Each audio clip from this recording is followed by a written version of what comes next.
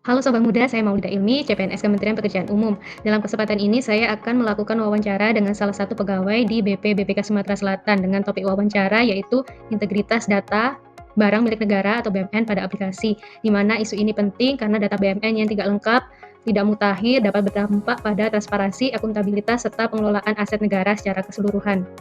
Melalui wawancara, saya menggali lebih dalam terkait kondisi, kendala, dan solusi untuk memperbaiki kualitas data tersebut. Terima kasih kesempatannya untuk bisa sharing ya Bu ya. Sebelumnya mungkin bisa perkenalkan diri Bu. Iya, perkenalkan nama saya Ibu Lia Aprilia.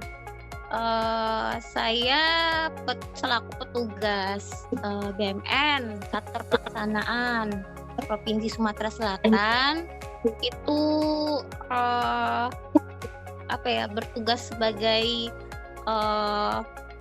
aplikasi aset sakti barang milik negara.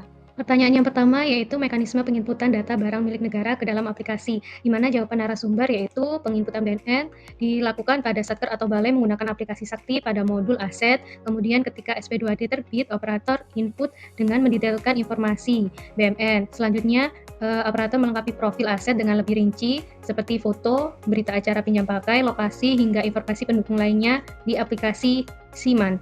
Dari pembahasan mengenai penginputan BMN pada aplikasi, dapat disimpulkan bahwa proses ini sangat penting untuk menjaga integritas data aset negara.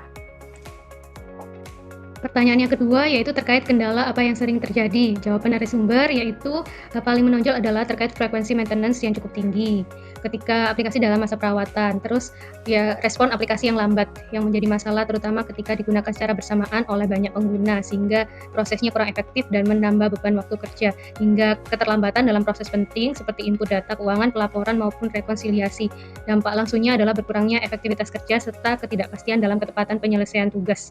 Jadi kendala teknis ini sangat berpengaruh terhadap kinerja sehari-hari sehingga perlu solusi yang lebih lanjut.